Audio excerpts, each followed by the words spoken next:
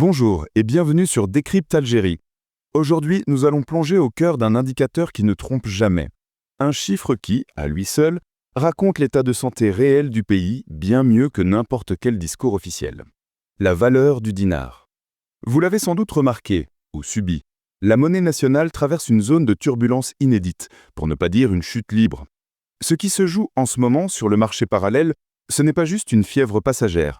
C'est le symptôme d'une fracture beaucoup plus profonde entre l'économie réelle et la gestion politique du pays.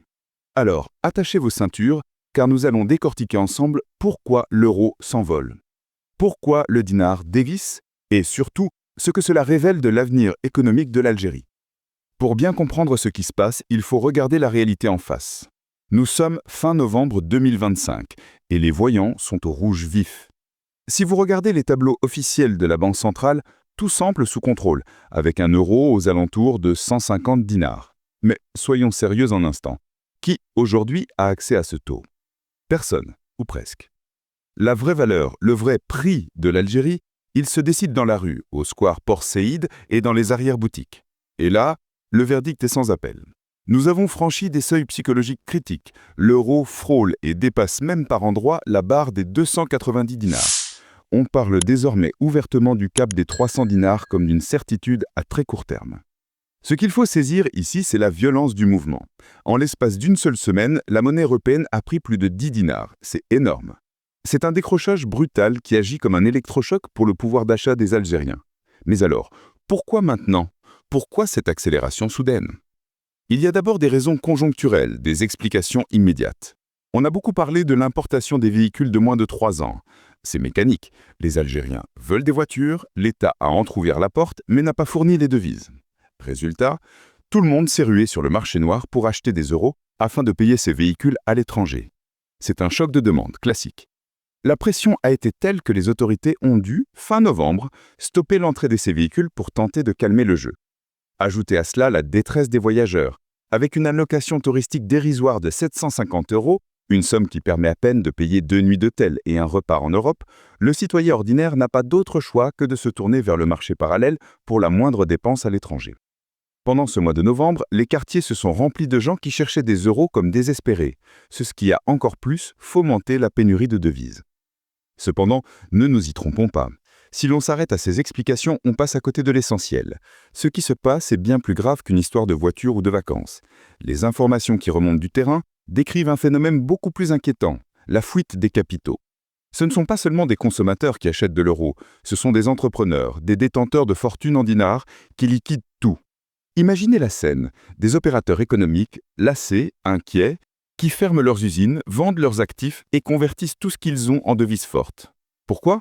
Parce qu'ils cherchent une porte de sortie. Ils ne voient plus d'avenir économique stable sur le territoire national. Pour eux, l'euro ou le dollar ne sont pas des monnaies d'échange, ce sont des valeurs refuges, des canaux de sauvetage. C'est là que réside le véritable drame. Le dinar s'effondre parce que ceux qui sont censés créer la richesse en Algérie n'ont plus confiance en leur propre pays. Et c'est le mot-clé de toute cette analyse, la confiance.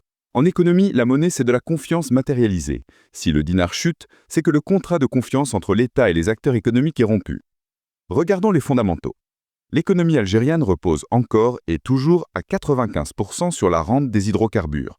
C'est une économie sous perfusion. Le pays ne produit presque rien de ce qu'il consomme et doit tout importer. Or, aujourd'hui, la balance est déséquilibrée. L'Algérie a besoin de plus de devises pour importer qu'elle n'en gagne en exportant son pétrole et son gaz. C'est une équation impossible.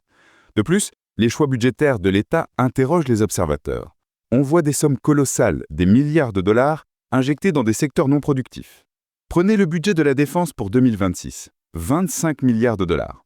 Prenez les transferts sociaux, 46 milliards. Ce sont des dépenses gigantesques qui ne créent pas de richesse en retour. Et comme l'État refuse par principe l'endettement extérieur, comment finance-t-il tout ça? En puissant dans le marché intérieur ou pire, en faisant tourner la planche à billets. Et l'histoire économique nous l'a appris maintes fois. Quand on imprime de l'argent sans créer de richesse en face, la monnaie perd sa valeur et l'inflation explose. C'est mathématique. Mais ce qui brise le plus la confiance, c'est l'environnement des affaires.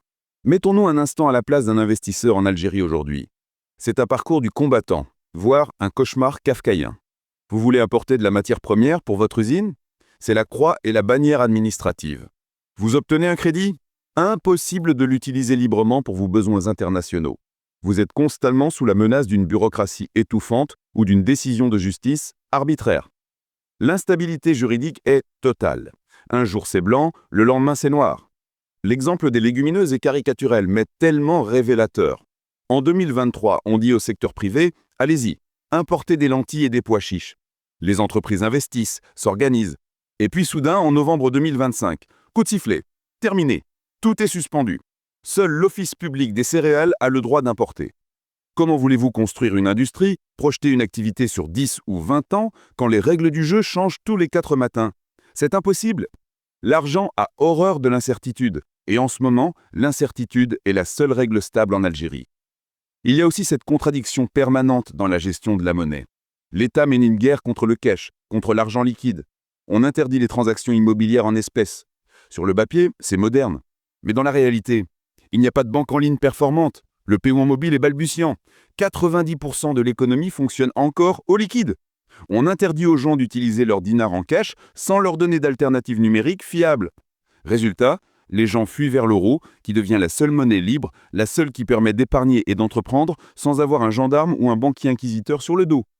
Face à cette situation, quelle est la réaction officielle? C'est là que le bât blesse. On assiste à une forme de déni, une stratégie de l'autruche. Les médias publics évitent soigneusement les mots qui fâchent. On ne parle pas d'effondrement, on parle pudiquement de hausse de l'euro. On pointe du doigt les spéculateurs du square, comme si quelques changeurs de rue pouvaient à eux seuls déstabiliser l'économie d'un pays de 45 millions d'habitants. On parle d'ouvrir des bureaux de change officiels, mais c'est mettre un pansement sur une jambe de bois. Le problème n'est pas le lieu où l'on change l'argent, le problème est pourquoi l'argent fuit. Il y a aussi une idée reçue qu'il faut combattre, celle que cette crise ne touche que les riches ou les voyageurs. C'est faux. L'effondrement du dinar, c'est de l'inflation importée. Le commerçant qui achète ses produits avec 1 euro à 300 dinars, il va répercuter ce coût sur le prix de la tomate, du vêtement, de la pièce détachée, du téléphone. Au final, c'est le citoyen lambda qui paye l'addition à la casse. Et l'État lui-même se tire une balle dans le pied. Car si les prix augmentent, la consommation baisse. Si la consommation baisse, les rentrées fiscales, la TVA, la TAP, tout cela diminue. C'est un cercle vicieux. L'État appauvrit la population et s'assèche lui-même financièrement. Ironie du sort, le seul gagnant dans cette histoire, c'est le touriste étranger, s'il ose venir. Avec ses euros, il vit comme un roi, bénéficiant d'un pouvoir d'achat quasi doublé par rapport au taux officiel. Mais on ne construit pas une économie sur le dos de touristes profitant d'une monnaie locale en faillite. Alors, pour conclure cette analyse, il faut être lucide. Ce record de l'euro face au dinar n'est pas un accident, c'est un verdict. Le modèle économique actuel, basé sur la rente, la fermeture et le contrôle policier de l'économie, est à bout de souffle.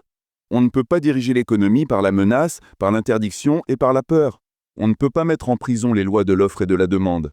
La solution, tout le monde la connaît, même si elle semble inaudible aujourd'hui. Il faut libérer les énergies. Il faut rétablir la confiance par la stabilité des lois, par une justice indépendante qui protège la propriété privée et non qui la menace. Il faut laisser les Algériens entreprendre, créer, échanger. Tant que la réponse à la crise sera sécuritaire et bureaucratique, le dinar continuera de creuser sa tombe. Et la question n'est plus de savoir si l'euro atteindra les 300 dinars, mais jusqu'où il ira une fois ce plafond de verre brisé. C'est là-dessus que je vous laisse réfléchir. La monnaie est le bulletin de santé d'une nation. Et aujourd'hui, le patient est en état critique. Merci de nous avoir écoutés sur Décrypte Algérie. Si cette analyse vous a éclairé, n'hésitez pas à en parler autour de vous, car comprendre, c'est déjà commencer à agir. À très bientôt pour un nouveau décryptage.